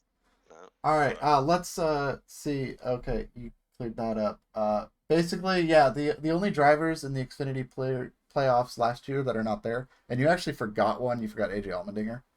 yeah. Um, basically, we didn't leave those guys out. They're out because they're not racing the Xfinity Series. They've moved up to the Cup Series. So pretty much everybody else that was in the playoffs, we had picked. So, no real surprises there when it comes to the Xfinity Series. Everybody that made it last year is pretty much going to make it again this year, and then you just add some new faces in to replace Gregson, Allmendinger, and Gibbs. Let's start with championship predictions. You want to go first again? No, I'm gonna go. I'll go last because mine's bold pick. I got a All right. bold pick. I'll go first since mine is a very easy pick. Okay, Yeah, yours was Justin easy. Allgaier. So I picked Justin Allgaier. He is always in the Final Four. Phoenix Yes. is his best track. It's just that the other people in the Final Four have always been, I don't want to say more talented, but or they wanted more. They just outraced him in the championship race. Yeah. I think this is a first year where he may actually be the lead dog in the Xfinity Series, except for maybe someone like Cole Custer, John Hunter Nemechek. Daniel Hemrick. Um, but I feel like this year is the year where he can outrace those two and gets a championship. Yeah. So, Trevor, who is your pick? I went with Josh Berry because you had Justin Allgaier. I think you're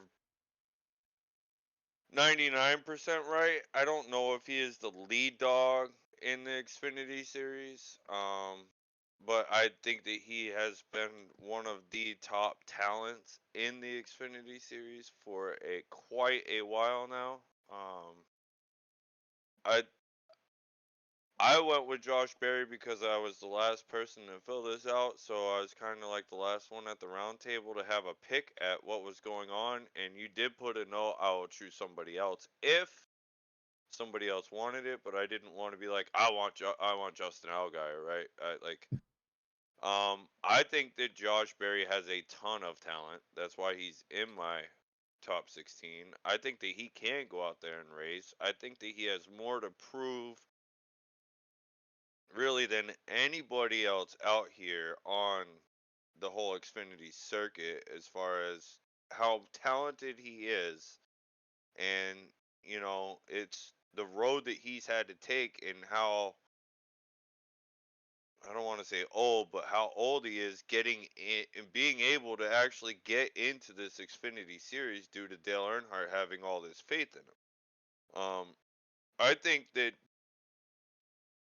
Josh Berry is going to take the place of Noah Gragson. Okay, where Noah was the guy that it seemed like was just getting everything that he needed at JRM. Like he was always the top lead dog at JRM. I think that they're going to put all of those resources into getting Josh Berry going because Justin Allgaier has been around for however long and everything else, and he's had plenty of chances to make the championship. I think this year they're going to put a lot of their resources into Josh Berry. Okay. All right, and my pick is none other than Mr. Cole Custer himself. So this is kind of a bold pick, but I also feel very strongly about this pick because you have a guy that spent 3 years in Cup, won a single Cup race, and has just been getting memed on for 3 years because nobody likes him. He's just like was like, hey, he's like the worst guy out there. I don't think he is. I think he was pushing too hard in equipment that wasn't capable of being pushed that hard.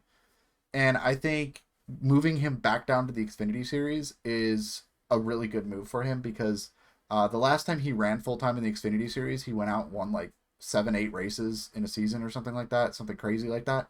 And I think going back there, I think he's on a mission to prove to everybody that I am not just this meme driver. I can go out there. I have the talent. I can get things done. And I think Cole Custer is fired and up enough, and he can carry that to an Xfinity Series championship. You're not lying. I definitely see that. Yeah. I see that happening. By the way, for any spoilers, Trevor mentioned that I was possibly going to go with a different driver. If y'all want to know, it was going to be Brandon Jones in the 9 Cup. Okay. I had a good argument for him, but for the sake of time, I won't say it. But I just wanted to let you know that Okay. if Trevor wanted Allgaier, I was going to pick Brandon Jones. All right.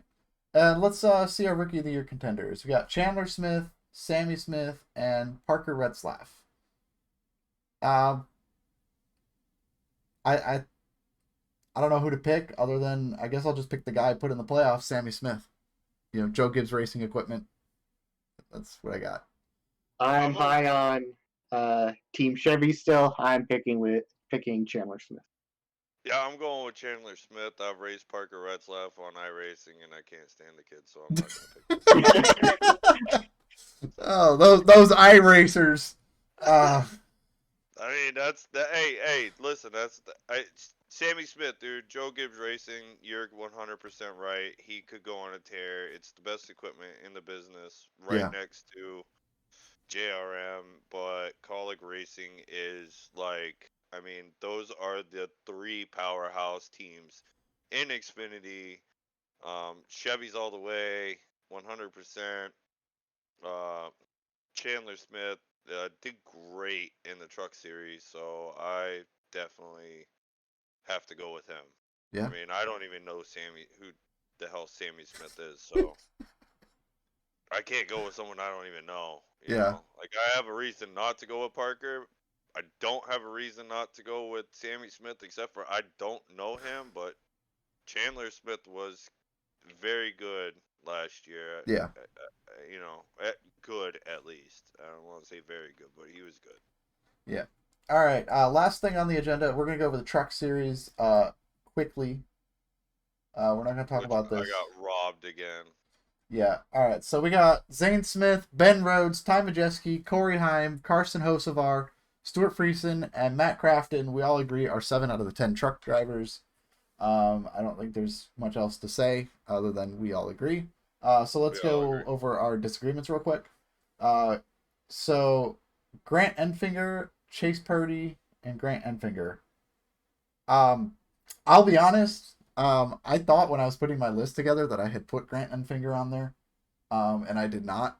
So that was more of an oversight versus I don't think he'll make it. So I'll be honest, that's exactly what that was. I was looking at the list and I was kind of scrolling through. I'm like, that guy. Same thing with the Xfinity Series. And when I got to the end, I'm like, I thought for sure I had put Grant Enfinger on there. Apparently I didn't. So So we all agree on end finger. yeah, I think we all agree on Enfinger. I don't even know who Chase Purdy is. I just picked. I'll be honest. I only picked Chase Purdy because it was a KBM truck. That's it. So I that mean, Okay, all that's it. right, yeah, I Yeah, get fair that. enough. Yeah, that's I get it. that. That's fair. All right. Matt DiBenedetto and Tyler Ankrum. Yeah, I mean, I guess realistically, I would have left Matt DiBenedetto out for Grant Enfinger, but I thought I already had Enfinger on there, so uh, it is what it is. The list is the list. The list doesn't lie. I left Grant Enfinger out and put Matt DiBenedetto and Chase Purdy in there. So uh, I I don't mean, have. I copied your list straight down. I Okay, saw that like at one point. You did. that's Yeah. exactly what I did. And then I jumped into Discord, and Adam was like, "Dude, can you change change it up?" And I was like, "What do you mean?" He goes, "It looks like you just copied Joe's list and put it on yours." And I was like, "Yeah, dude, that's exactly what I did. I can't argue with him. The truck series, like I cannot argue with what he is doing at all." Yeah. And he goes, "Can you just change one thing?" Like, I mean, I was like, "Yeah, I guess Chase Purdy, what the hell? Oh, I could change Chase Purdy for Grant Enfinger. Now I'm going to go do my dirt midget race and iRacing. So just do that for me, and we'll be all right." All right. There But we no, go. All right. I would not take the Benedetto out to put Enfinger in. Yeah. Okay, that's not one move I would make. Right. If I was Joe, I would have done what I did. Okay, I mean, I think Chase Purdy is a rookie, if I'm not mistaken, or he's just somebody that moved up within the Truck Series. If he is not a rookie, um, but yeah, I don't know. I think Matt Yeah. DiBenedetto is a It's his very second strong season. contender this year. Yeah. Oh, it's Purdy's second season. No, it's DiBenedetto's second season. Oh The yeah, and trucks. it's Yeah. DiBenedetto's second year. Yeah. And I I mean, I just he felt like it was hard not to put DiBenedetto in there. right. Yep. Um, as a veteran driver with second Right. season with the team. Yep. See, I put Tyler Ankrum in because I feel like he's more consistent than Benedetto. Yeah, that's fair. Um, based off from Yeah. last year, Matt didn't really do so well. So I thought Tyler was a better pick in my opinion. Okay. All right, last one. Christian Eckes and Haley Deegan. Yep. All right, so I feel like in this case, I'm the one that has common sense. Eckes made the playoffs last year with the worst four. He has a new team. Derek Kraus barely missed the playoffs. I believe that's the team Eckes is racing for this year. Yeah. Eckes is a talented driver. With that being said, I put him as my final guy in. And Haley Deegan is actually my favorite truck driver. I believe this is also her perform year or Yeah. question your driving ability. I feel like she's going to be very good. It's a truck series. Everyone's going to run over each other. I don't think, based off from what I know from her, she doesn't have the short run pace. She can save her stuff long run. Trucks being short races and lots of restarts. I feel like that goes against her ability to make the playoffs and be consistent. But Yeah. like I said, she is my favorite driver, and Yeah. I was happy to see both of you put her in the playoffs. But Yeah. realistically, I don't think I she will. I just think like you said, this is a perform year. And I think she's definitely going to get the job done this year. At least as far as making the playoffs and being a little bit more consistent. I feel like making the playoffs in the trucks isn't like super hard if you've got the equipment, and she definitely has that with Thor Sport this year. I picked her because I watched the Roar before the 24, and I seen her ability to drive in that car. Um, Also, I don't feel like she was bad last year. I think a lot of the stuff that happened with her was just her getting run over. She was performing very well at some times where she got crashed or she got caught up in something else that Mm-hmm. had happened on the track. Also, she is a Deegan. Um, her dad was a badass motorcycle star. Her brother is coming up in the AMA Supercross and is doing very well. I think that all of the Deegans have a ton of talent. It is a perform year for her, but to all of the diehard Deegan fans out there, I think that if she doesn't make it in NASCAR, she's gonna do fabulous in IMSA. Yeah. And I just feel like she could do a lot after watching what she did at the Daytona road course. Yeah. I think she could do a lot at the road course and slip her way right in. Sounds accurate.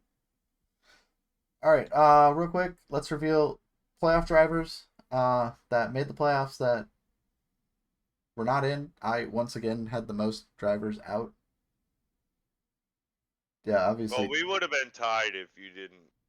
Yeah. we If separated you. if I didn't have an oversight building my Yeah, playoff chart, yeah. I think it would have been a little bit different. But uh, I thought it was I fun to apologize to Grant maybe it's Enfinger if he's watching yeah. this right now. I did not mean to forget you. I'm sorry. Please forgive me. Let's go ahead with our champion predictions. All right, Trevor, you first this time. Stuart Friesen. Yeah, I just think that he did good last year. He could do this year. He could go on a tear. And you guys picked my top two, so here's my third pick. Okay. All right, I picked Ben Rhodes. I'm a big fan of Ben Rhodes. I think Ben Rhodes is a great personality in the Truck Series, and while I don't necessarily think he's ever gonna move up to Xfinity or Cup Series, I think he's definitely like he feels to me like a career truck guy, and I Like a think that's Max Bragg and a Ron Hornaday or yeah, whatever. like I Yeah, definitely get that vibe from Taco him. Nine. And I think he's really talented in these trucks, and he's got a really good team behind him. And it was also really funny when he did win the championship a few years ago and just went into the media room and was just a Drunk as little fuck. just super Yeah. drunk. I have like another favorite driver of yours that one year that he won the Cup Series Yes, championship. exactly. Like Yeah. another of my favorite drivers. You can see the connection here between the drivers and how they celebrate the championships. I also just really enjoyed how he wore the championship flag like a cape. That was really fantastic. So that's why I picked Ben Rhodes. I like Ben Rhodes.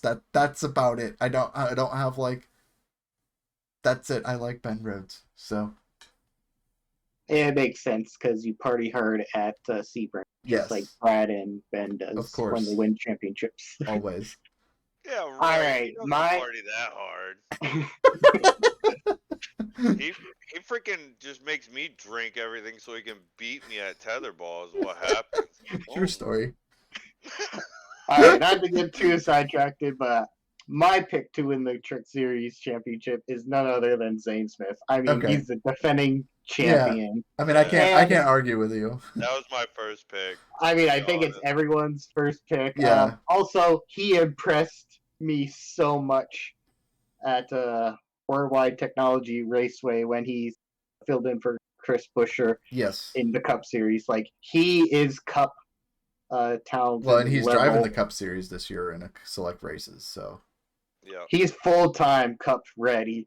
yeah, He's part time, so I feel like he's just he's just a waiting for a top. ride. I think he's a Yep. top split driver, just riding around in bottom split at this point. Yeah.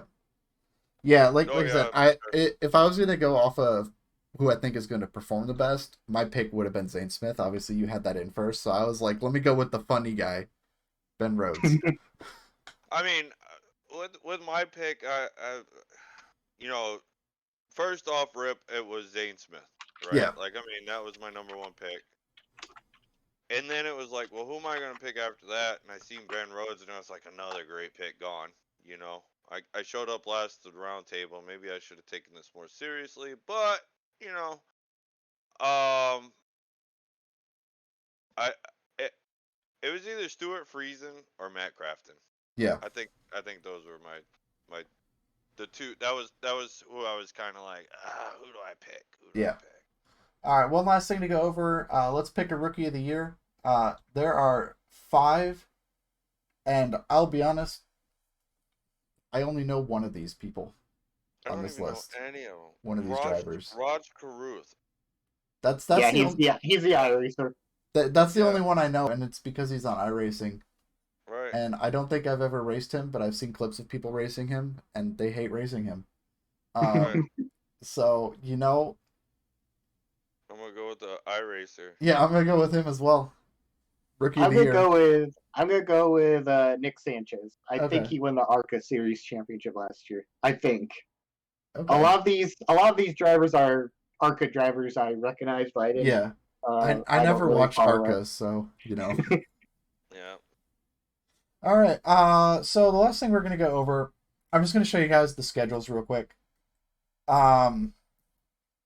That's about what we got. It's pretty action packed schedule. We've got 2 changes in the truck series this year. I want to highlight those real quick. Right here, we're going to be going to the Chicago Street Race. This is a street course in downtown Chicago. I think it's going to be a bad race. In the Cup Series. Yeah, in the Cup Series. That's what I said. You said trucks. Oh, did I say trucks? Oh well. Yeah, you accidentally said. All right. Well, let's put the trucks on the street course late, too. fellas. Why not? Multi-class on the street Sorry. course. Yeah. Let's make it as crazy as possible. Oh yeah. Yeah. Yeah. let's But do anyway, that. as far as the Chicago street race, I think it's going to be a terrible race. I think it's going to be a bad race. I think it's going to be a good event. I think the racing product is going to be bad. Yep. What do you guys think of the Something Chicago like- street race? I feel the same way. I feel the same way. Yeah. It's gonna be a great event like the LA Coliseum Clash. Yeah. But the actual racing may struggle a little bit. Yeah. I'm And then hoping I'm gonna be in the Chicago. I'm gonna be at Chicago. I'm hoping. I mean, There you go. it's like right. It's right over there. So I'm hoping to be there. Don't know yet. Yeah.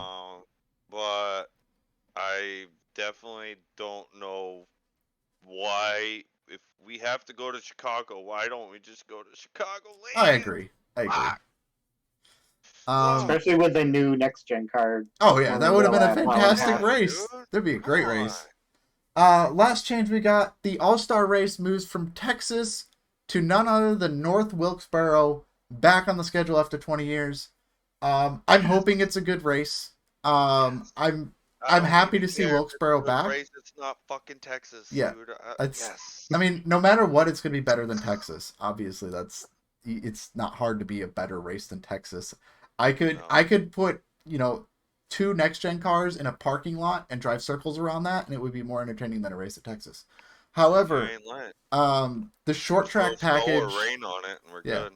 the short track package has not been the best with this next gen car. So I'm hopeful. I obviously North Wilkesboro is going to be a huge event. It's going to get all kinds of eyeballs.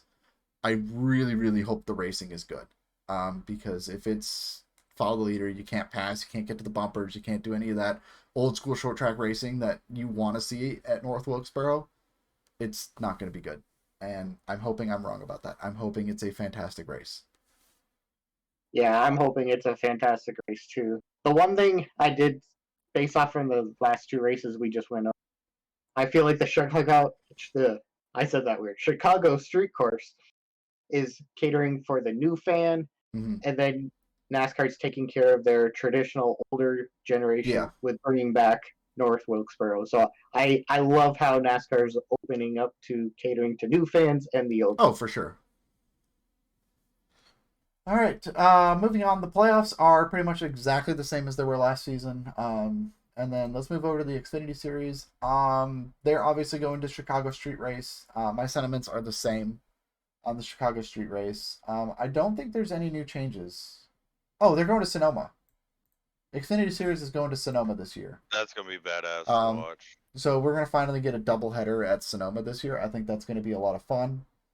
They need to bring the trucks there. Yeah, trucks, that'd be fun. I don't see any other changes from last year on the Xfinity side. And so let's move over to the Truck Series. The biggest one I want to talk about is one of my favorites. I've been waiting for this track to come back on the schedule for years. My first ever NASCAR race I attended at this very racetrack The Milwaukee Mile, everybody. NASCAR's going back to Milwaukee. I think that's fantastic. I think that's going to be a fantastic race. It's going to be a lot of fun. And I'm hoping it's not a one-off. I'm hoping this remains a staple track on the Truck Series schedule. What do you guys feel about Milwaukee Mile? I am excited that they're bringing back the Milwaukee Mile. I never really got to see many races there. It being an older track and it being off the schedule, but I'm excited. If you're excited that you get your one of your home tracks back, and I have to ask, are you going to it? Well, see, I want to. The problem is it's the same weekend as Daytona, so I have to decide whether to go to Daytona for the cutoff race or go to Wisconsin for the Milwaukee Mile. You got a decision to make. I do have a decision to make. Joe, let's go to Wisconsin. Okay. I'll make the decision for you. Decision made, I guess. I'll meet you there. Yeah. Yeah. No, I think it's cool. I think it's nice to see the old tracks coming back. Milwaukee, North Wilkesboro. Yeah. I feel like that's gonna be really awesome. I think that, they need to keep it there, but I also think that they need to bring Xfinity back to Milwaukee at the same time. Yeah. All right. Well, on that note, I agree with you. But I also think it's time to end the show because we've gone on for 2 hours, and I did not expect this to go for 2 hours. However, the banter, the back and forth discussions have been fantastic. I really enjoyed these debates this evening. It was great. Time flies when you're having fun, right? Oh yeah, for sure. I was like, man, this is going on for a long time, and I'm like, oh my god, we've been going for 2 hours. Let's go. This is fun. And if you haven't noticed, I've had to look over at my wife and be like, yeah, yeah. I know. I've been trying to speed it up a little bit. I think we spent a little bit too long on the rules, but anyway. Yeah, but you have to put your opinions in on. Yeah, of course. You got 3 people instead of 2. And, that's true. It's a little bit longer when you have that third person to get opinions from, that back and forth.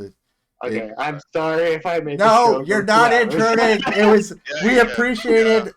Listen, shout out to Adam here because this spreadsheet you've been seeing on the show today, he put that all together. He organized it. That way. I'm just the one making sure you guys can see it on the screen, and then following it, taking care of it. So shout out to Adam. Huge help putting this show together today, with the spreadsheets and kind of helping with the discussions and stuff. We appreciate having you on, and we hope to have you on for a future show. And if anybody else wants to jump on and be a guest show and talk some NASCAR, feel free to reach out to me. We're always happy to have guests on the show.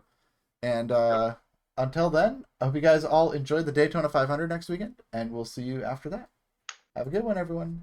Bye-bye. Hey, thanks, Adam. Appreciate it. Bye, everybody. Thanks. Bye, everyone.